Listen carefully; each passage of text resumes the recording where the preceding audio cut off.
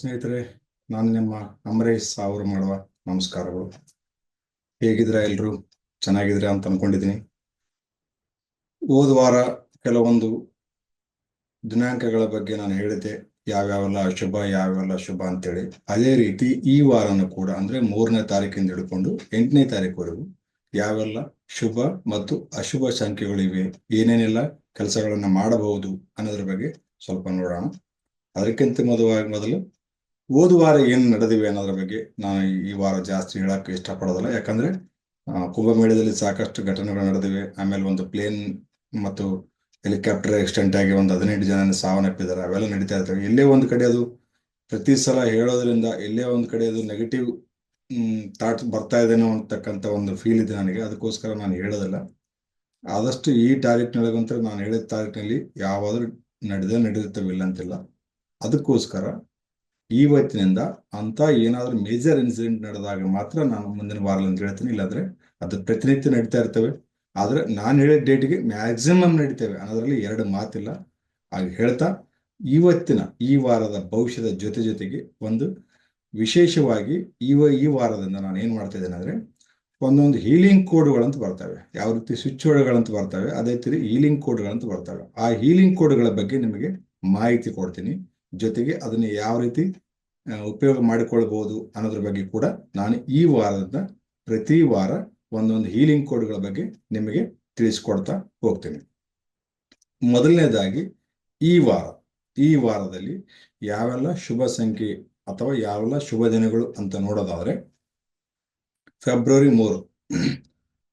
3 ಇದು ಸ್ವಲ್ಪ ಸರಿ ಇಲ್ಲ ಈ ತಿಂಗಳು. ಯಾಕಂದ್ರೆ ಆ ಒಂದು ಕಾಂಬಿನೇಷನ್ ಚೆನ್ನಾಗಿಲ್ಲ. ಯಾವುದೇ ಕಾರಣಕ್ಕೂ ಫೆಬ್ರವರಿ 3ನೇ ತಾರೀಕು ಯಾವುದೇ ಶುಭ ಕಾರ್ಯಗಳು ಬೇಡ ಅಂತ ನನಗೆ ಅನಿಸ್ತದೆ. ಕೆಲವು ಜನ ವಸಂತ ಪಂಚಮಿ ಇದೆ ಚೆನ್ನಾಗಿದೆ ಅಂತ ಅನ್ಕೊಂತಾರೆ. ನನಗದು ನಾನು ಇಲ್ಲಿ ಆಸ್ಟ್ರಾಲಜಿ ಬಗ್ಗೆ ಹೇಳ್ತಾ ಇಲ್ಲ, ಅಕಾರ್ಡಿಂಗ್ ಟು ನ್ಯೂಮರಾಲಜಿ ಬಗ್ಗೆ ಹೇಳ್ತಾ ಇದ್ದೀನಿ. ಅಕಾರ್ಡಿಂಗ್ ಟು ನ್ಯೂಮರಾಲಜಿ ಪ್ರಕಾರ 3ನೇ ತಾರೀಕು ಈ ತಿಂಗಳ ಚೆನ್ನಾಗಿಲ್ಲ. ಸಂಖ್ಯಾಶಾಸ್ತ್ರ ಪ್ರಕಾರ ಚೆನ್ನಾಗಿಲ್ಲ. ಮತ್ತೆ ವೈದಿಕ ಪ್ರಕಾರ ಅಂದ್ರೆ ಆಸ್ಟ್ರಾಲಜಿ ಪ್ರಕಾರ ವಸಂತ ಪಂಚಮಿ ತುಂಬಾ ಚೆನ್ನಾಗಿದೆ ಅಂತ ಹೇಳ್ತಾರೆ. ಅದು ಅವ್ರಿಗೆ ಬಿಟ್ಟಿದ್ದು. ನನ್ನ ಸಂಖ್ಯಾಶಾಸ್ತ್ರ ಪ್ರಕಾರ ಈ ತಿಂಗಳಲ್ಲಿ 3ನೇ ತಾರೀಕು ಚೆನ್ನಾಗಿಲ್ಲ. ಓಕೆ, ನೆಕ್ಸ್ಟ್ ಬಂದ್ಬಿಟ್ಟು 4ನೇ ತಾರೀಕು ಕೂಡ ಚೆನ್ನಾಗಿಲ್ಲ. ಯಾವುದೇ ಶುಭ ಕಾರ್ಯಗಳಿಗೆ ಒಳ್ಳೇದಲ್ಲ, ಬೇರೆ ಯಾವುದೇ ಕಾರಣಗಳು ಚೆನ್ನಾಗಿರ್ತದೆ 4ನೇ ತಾರೀಕು. ಶುಭ ಕಾರ್ಯಗಳಿಗೆ ಈ ತಿಂಗಳು ಕೂಡ 4ನೇ ತಾರೀಕು ಅಷ್ಟೊಂದು ಚೆನ್ನಾಗಿಲ್ಲ. ಯಾವುದೇ ಶುಭ ಕಾರ್ಯಗಳು ಬೇಡ. ಪ್ರತಿ ವರ್ಷನೂ ಹೇಳ್ತಾ ಇರ್ತೀನಿ, ಪ್ರತಿ ತಿಂಗಳನ್ನ ಹೇಳ್ತಾ ಇರ್ತೀನಿ, ಯಾವುದೇ ಕಾರಣಕ್ಕೂ ನೀವು ಶುಭ ಕಾರ್ಯಗಳಂತೂ ಬಂದಾಗ, ಅದು ಸ್ಪೆಷಲಿ ಮದುವೆ ಮುಹೂರ್ತಗಳಂತೂ ಬಂದಾಗ, ಮದುವೆ ಕಾರ್ಯಗಳಂತೂ ಬಂದಾಗ ಯಾವುದೇ ಕಾರಣಕ್ಕೂ 4, 7, 8 ಬರ್ತಕ್ಕಂಥ ಸಂಖ್ಯೆಗಳಲ್ಲಿ ಮಾಡಲೇಬೇಡಿ. ಇದು ನನ್ನ ವಿನಂತಿ ಅಂತ, ರಿಕ್ವೆಸ್ಟ್ ಅಂತ ತಿಳ್ಕೊಡ್ರಿ. ಅದ್ರ ಮೇಲೆ ನಿಮ್ಮ ಇಷ್ಟ ಮಾಡಿಕೊಳ್ಳಿ, ನಂದೇನ ಅಭ್ಯಂತರ ಇಲ್ಲ.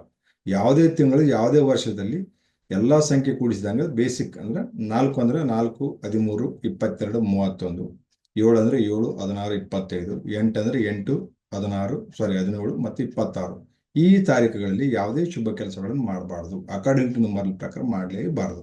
ಇದು ಯಾವುದೇ ತಿಂಗಳಿರಲಿ, ಯಾವುದೇ ವರ್ಷ ಇರಲಿ. ಓಕೆ, ನೆಕ್ಸ್ಟ್ ಬಂದ್ಬಿಟ್ಟು 5ನೇ ತಾರೀಕು ಮಾಡಲೇಬೇಡಿ. ಈ ತಿಂಗಳ 5ನೇ ತಾರೀಕು ಅಷ್ಟೊಂದು ಚೆನ್ನಾಗಿಲ್ಲ. ತುಂಬಾ ಸ್ವಲ್ಪ ಅಷ್ಟು ಪರಿಸ್ಥಿತಿ ಚೆನ್ನಾಗಿಲ್ಲ 5ನೇ ತಾರೀಕು. ಯಾವುದೇ ಶುಭ ಕಾರ್ಯಗಳನ್ನು ಕೂಡ 5ನೇ ತಾರೀಕು ಕಾಂಬಿನೇಷನ್ ಚೆನ್ನಾಗಿಲ್ಲ, ಮಾಡಬೇಡಿ. ನೆಕ್ಸ್ಟ್ ಬಂದ್ಬಿಟ್ಟು 6ನೇ ತಾರೀಕು ಇಸ್ ಗುಡ್. ಯಾವುದೇ ಶುಭ ಕಾರ್ಯಗಳನ್ನು ಈ ತಿಂಗಳಲ್ಲಿ 6ನೇ ತಾರೀಕು ಖಂಡಿತವಾಗಿ ಮಾಡಬಹುದು. ನೆಕ್ಸ್ಟ್ ಬಂದ್ಬಿಟ್ಟು 7ನೇ ತಾರೀಕು. 7 ಕೂಡ ಯಾವುದೇ ಕಾರಣಕ್ಕೂ ಈ ತಿಂಗಳಲ್ಲಿ 7ನೇ ತಾರೀಕು ಯಾವುದೇ ಶುಭ ಕೆಲಸಗಳು ಬೇಡ. ಗೊತ್ತಿಲ್ಲ ಏನಾಗುತ್ತೆ ಗೊತ್ತಿಲ್ಲ 7ನೇ ತಾರೀಕು. ಯಾಕಂದ್ರೆ ಅದಕ್ಕೋಸ್ಕರ 7ನೇ ತಾರೀಕು ಈ ತಿಂಗಳಲ್ಲಿ ಮಾತ್ರ ಸ್ಪೆಷಲಿ ಯಾವುದೇ ಶುಭ ಕಾರ್ಯಗಳು ಬೇಡವೇ ಬೇಡ. ಅದರಲ್ಲಿ ಮದುವೆ ಮುಹೂರ್ತಗಳು ಕೂಡ ಬೇಡ ಅಂತ ಹೇಳ್ತಾ ಇದ್ದೀನಿ. ನೆಕ್ಸ್ಟ್ ಬಂದ್ಬಿಟ್ಟು 8 ಕೂಡ ಅಷ್ಟೊಂದು ಈ ತಿಂಗಳಲ್ಲಿ ಚೆನ್ನಾಗಿಲ್ಲ. ಈ ತಿಂಗಳಲ್ಲಿ ಚೆನ್ನಾಗಿರ್ಲಾರ್ದಂಥ ದಿನಗಳಂದ್ರೆ 3, 5, 7 ಮತ್ತು 8. 4 50-50, 6 ತುಂಬಾ ಚೆನ್ನಾಗಿದೆ. 6ನೇ ತಾರೀಕು ಬೇಕಾದ್ರೆ ಏನಾದರೂ ನಿಮ್ಮ ಶುಭ ಕಾರ್ಯಗಳನ್ನು ಮಾಡಿಕೊಳ್ಳಬಹುದು ಈ ತಿಂಗಳ ಈ ವಾರದಲ್ಲಿ. ಓಕೆ, ನೆಕ್ಸ್ಟ್ ಬಂದ್ಬಿಟ್ಟು ನಾನು ನಿಮಗೆ ಹೇಳಿದ ಹಾಗೆ ಹೀಲಿಂಗ್ ಕೋಡ್ಗಳ ಬಗ್ಗೆ ನಿಮಗೆ ಈ ವಾರದಿಂದ ನಾನು ಪ್ರತಿ ವಾರ ಒಂದೊಂದು ಹೀಲಿಂಗ್ ಕೋಡ್ಗಳ ಬಗ್ಗೆ ನಿಮಗೆ ಹೇಳ್ತಾ ಹೋಗ್ತೇನೆ. ಮೊದಲನೇದಾಗಿ ಯಾರಿಗೆಲ್ಲ ಮೈಗ್ರೇನ್ ಸಮಸ್ಯೆ ಇದೆಯೋ, ತಲೆನೋವು ಅಂದ್ರೆ ಬೇರೆ, ಮೈಗ್ರೇನ್ ಬೇರೆ. ಮೈಗ್ರೇನ್ ಅಂದ್ರೆ ಒನ್ ಸೈಡ್ ಹೊಡಿತಾ ಇರುತ್ತೆ, ತಲೆನೋವು ಅಂದ್ರೆ ಸಂಪೂರ್ಣ ತಲೆ ಹೊಡಿತಾ ಇರುತ್ತೆ. ಅವರಿಗೆ ಇವತ್ತು ಹೀಲಿಂಗ್ ಕೋಡ್ಗಳ ಬಗ್ಗೆ ಹೇಳ್ತೀನಿ. ಆ ಹೀಲಿಂಗ್ ಕೋಡ್ಗಳ ಬಗ್ಗೆ ಹೇಳೋದಕ್ಕಿಂತ ಮುಂಚೆ ಆ ಹೀಲಿಂಗ್ ಕೋಡ್ಗಳನ್ನ ಯಾವ ರೀತಿ ಬಳಸಬೇಕು ಅನ್ನೋದ್ರ ಬಗ್ಗೆ ನಿಮ್ಗೆ ಸಂಕ್ಷಿಪ್ತವಾಗಿ ವಿವರಣೆ ಕೊಡ್ತೇವೆ. ಹೀಲಿಂಗ್ ಕೋಡ್ಗಳನ್ನ ನಮ್ಮ ದೇಹದ ಎಡಭಾಗದಲ್ಲಿ ನಮ್ಮ ನಾಭಿಯ ಮೇಲ್ಭಾಗದಲ್ಲಿ ಎಲ್ಲಿಯಾದರೂ ಅದನ್ನ ಬರ್ಕೊಳ್ಬಹುದು. ಹೀಲಿಂಗ್ ಕೋಡ್ಗಳನ್ನ ಬರೆದುಕೊಳ್ಬಹುದು. ಅದು ಬ್ಲೂ ಪೆನ್, ಕೆಲವೊಂದು ಬ್ಲೂ ಪೆನ್ ಇರ್ತಾವೆ, ಕೆಲವೊಂದು ಗ್ರೀನ್ ಪೆನ್ ಇರ್ತಾವೆ. ಈಗ ನಾನು ಹೇಳ್ತಾ ಇರೋದು ಬ್ಲೂ ಪೆನ್ಲೆ ನಿಮ್ಮ ದೇಹದ ಎಡಭಾಗದಲ್ಲಿ ಎಲ್ಲಿಯಾದರೂ ಆ ಹೀಲಿಂಗ್ ಕೋಡ್ಗಳನ್ನು ಬರೆದುಕೊಳ್ಬೇಕು. ಸಮಸ್ಯೆ ಏನು ಅಂತ ಇದ್ದಾಗ ಆ ಸಮಸ್ಯೆಗೆ ಸಂಬಂಧಪಟ್ಟ ಹೀಲಿಂಗ್ ಕೋಡ್ಗಳನ್ನೇ ಬರೆದುಕೊಳ್ಬೇಕು. ಓಕೆ, ಈಗ ನಾನು ಹೇಳ್ತಾ ಇರ್ತಕ್ಕಂಥದ್ದು ಮೈಗ್ರೇನ್, ತಲೆನೋವು ಮತ್ತು ಮೈಗ್ರೇನ್, ಹೆಡ್ಏಕ್ ಅಂಡ್ ಮೈಗ್ರೇನ್. ಈಗ ನಿಮಗೆ ಮೈಗ್ರೇನ್ ಹೆಡ್ಏಕ್ ಏನ್ ಬರ್ತದೆ, ಏನೆಲ್ಲ ಹೆಡ್ಏಕ್ ಆದಾಗ ಯಾವೆಲ್ಲ ಹೀಲಿಂಗ್ ಕೋಡ್ಗಳನ್ನು ಬಳಸ್ಕೊಳ್ಬೇಕು ಅನ್ನೋದ್ರ ಬಗ್ಗೆ ಹೇಳ್ತೇನೆ ನಿಮಗೆ. ಹೀಲಿಂಗ್ ಕೋಡ್ ಅಂದ್ರೆ ಹೆಡ್ಏಕ್ಗೆ ಹೀಲಿಂಗ್ ಕೋಡ್ ಏನಪ್ಪಾ ಅಂತಂದ್ರೆ 237455. ನಾನು ಯಾವ ರೀತಿ ಹೇಳ್ತಾ ಇದ್ದೇನೋ ಅದೇ ರೀತಿ ಬರೆದುಕೊಳ್ಬೇಕು. 23 ಕೊಟ್ಟು ಸ್ವಲ್ಪ ಸ್ಪೇಸ್ ಬಿಡಬೇಕು, 74 ಕೊಟ್ಟು ಮತ್ತೆ ಸ್ವಲ್ಪ ಸ್ಪೇಸ್ ಬಿಡಬೇಕು, 555 ಕಂಟಿನ್ಯೂ. ಈ ರೀತಿ ನಿಮ್ಮ ದೇಹದ ಮೇಲೆ ಬರೆದುಕೊಳ್ಬೇಕು. ಯಾರಿಗೆಲ್ಲ ಹೆಡ್ಏಕ್ ಪ್ರಾಬ್ಲಮ್ ಇದೆಯೋ ಅವರು ನಿಮ್ಮ ದೇಹದ ಎಡಭಾಗದಲ್ಲಿ.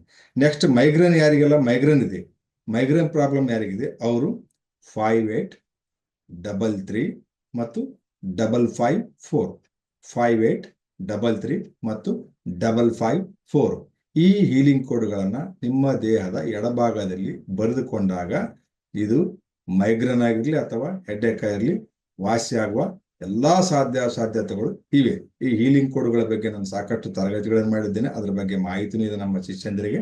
ಅದಕ್ಕೋಸ್ಕರ ಈ ವಾರದಿಂದ ನಾನು ಈ ಹೀಲಿಂಗ್ ಕೋಡ್ಗಳ ಬಗ್ಗೆ ಕೂಡ ಪ್ರತಿ ವಾರ ಒಂದೊಂದು ಹೀಲಿಂಗ್ ಕೋಡ್ಗಳ ಬಗ್ಗೆ ನಿಮ್ಗೆ ಹೇಳ್ತಾ ಹೋಗ್ತೀನಿ.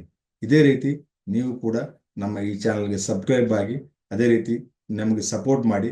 ನಿಮ್ಮಿಂದ ಸಾಕಷ್ಟು ನಮಗೆ ಅನುಕೂಲ ಆಗ್ತಾ ಇದೆ. ನೀವು ವೀಕ್ಷಕರು ಜಾಸ್ತಿ ಆದಂಗೆಲ್ಲ ನಮಗೂ ಹೇಳುವಂಥ ಹೊಸ ವಿಷಯಗಳನ್ನು ಹೇಳುವಂಥ ಒಂದು ಹುಮ್ಮಸ್ಸು ನಮ್ಮಲ್ಲಿನೂ ಕೂಡ ಬರ್ತದಂತ ಹೇಳ್ತಾ ಇಲ್ಲಿಗೆ ಈ ವಾರದ ಸಂಖ್ಯಾ ಭವಿಷ್ಯನ ಮುಗಿಸ್ತಾ ಇದ್ದೀನಿ. ನಮಸ್ಕಾರ.